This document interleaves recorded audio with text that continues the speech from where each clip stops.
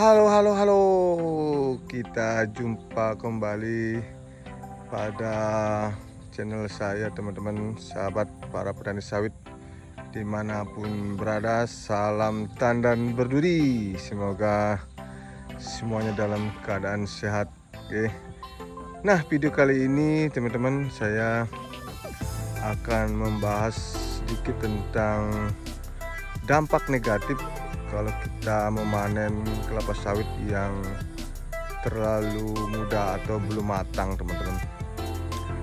Nah, ini sesuai dengan pengalaman saya sendiri. Jadi, apa sih dampak kita ketika panen sawit belum matang atau belum waktunya?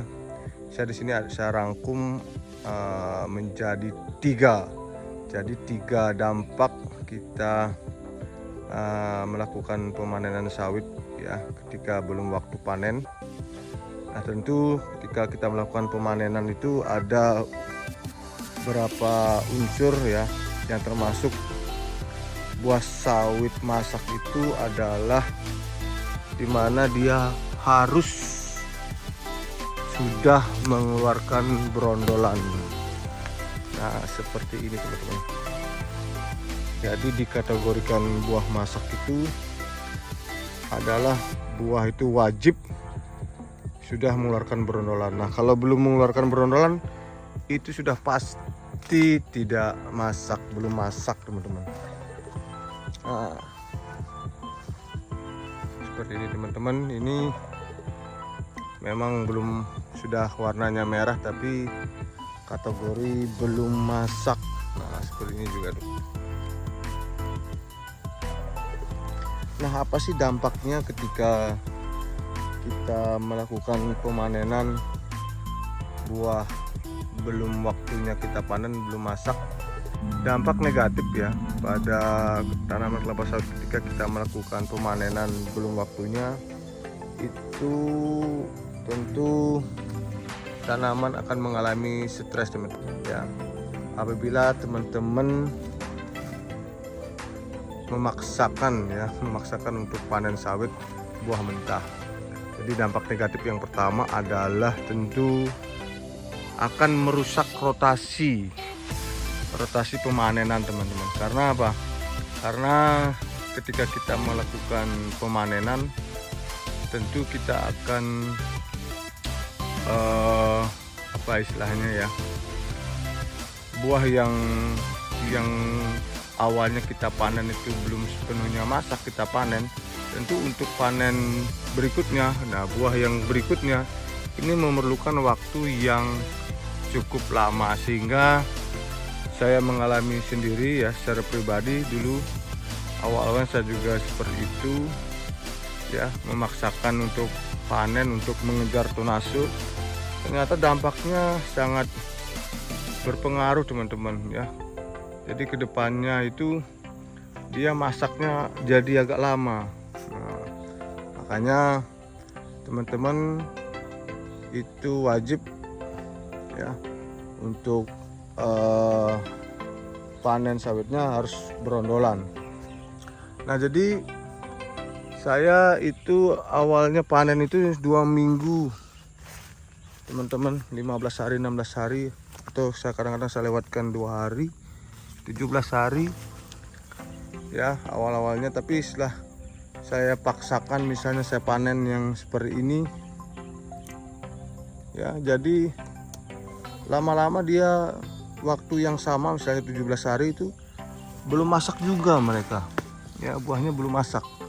Makanya saya bilang itu sangat merusak tanaman ya, stres jadinya. Jadi tanaman itu lambat masak dia seperti itu.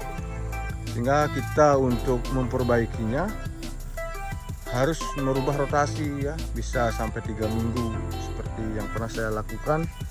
Saya untuk merubah kondisi ke awal lagi, ke normal lagi, saya merubah rotasinya ke 3 minggu atau ke 21 hari, teman-teman. Seperti itu.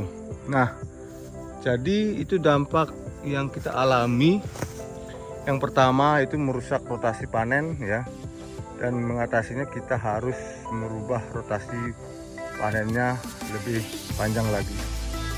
Nah, yang berikutnya adalah ketika kita melakukan panen buah mentah, tentu yang kita alami adalah buahnya akan menjadi kecil, teman-teman. Nah, buahnya ini akan menjadi kecil dan akan banyak bunga jantan yang keluar pada kelapa sawit kita. Di atasnya ini kebanyakan nanti teman-teman coba lihat dan cermati bagi teman-teman yang sering melakukan pemanenan buah mentah, itu buahnya cenderung lebih kecil. Nah, seperti saya ini sempat nih kecil dia, jadi bunga jantannya itu banyak yang tumbuh. Kenapa seperti itu? Karena dengan dasar yang saya lihat itu kan kita biasanya mengambil atau memanen buah mentah itu tentu kita akan membuang pelepah, teman-teman.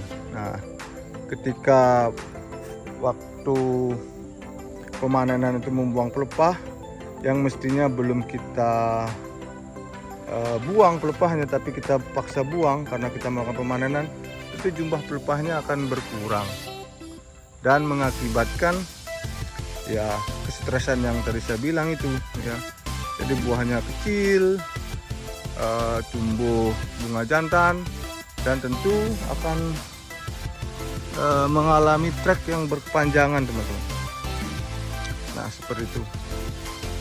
Dan yang ketiga adalah tentu ini dampaknya tidak apa istilahnya ya, tidak terlalu besar ke kita ya, tapi ke pabrik, teman-teman. Ketika kita melakukan pemanenan buah mentah, kita menjualnya, tentu pihak pabrik akan sedikit apa ya istilahnya ya, tidak percaya sama kita ya. Tentu buah yang kita panen itu disortir atau di grading ya, kalau bahasa di sini ya, bahkan bisa dikembalikan, yang rugi kan kita jadinya. Nah, kenapa pihak perusahaan itu melakukan gradingan atau seleksi ya, mana termasuk buah mentah, mana termasuk buah yang masak? Tentu mereka berdasar ya, supaya misalnya yang pertama mungkin menghindari mesin pemrosesan mereka ya, biar tidak terlalu kerja ekstra ya. Ketika buah mentah diolah, tentu kan pabriknya pemrosesannya itu memerlukan tenaga ekstra, sehingga apa istilahnya bisa merusak proses pengolahan itu di pabriknya. Dan juga tentu hasil dari CPU-nya, minyaknya itu sangat sedikit, teman-teman. Sehingga tentu mereka dari pihak pabrik akan mengalami yang namanya ya kerugian karena hasil CPU-nya berkurang, jadi teman-teman, sehingga itu berdampak sekali jangka panjang kita sebagai petani kita ya. Tentu akan menjadi pihak perusahaan itu, pihak pabrik itu tidak mempercayai kita lagi ya, image-nya jadi jelek seperti itu, teman-teman. Nah, jadi buat teman-teman usahakanlah ini kita sama-sama ya untuk menjaga kualitas minyak kita juga biar bagus, kepercayaan dari perusahaan pada kita juga semakin meningkat.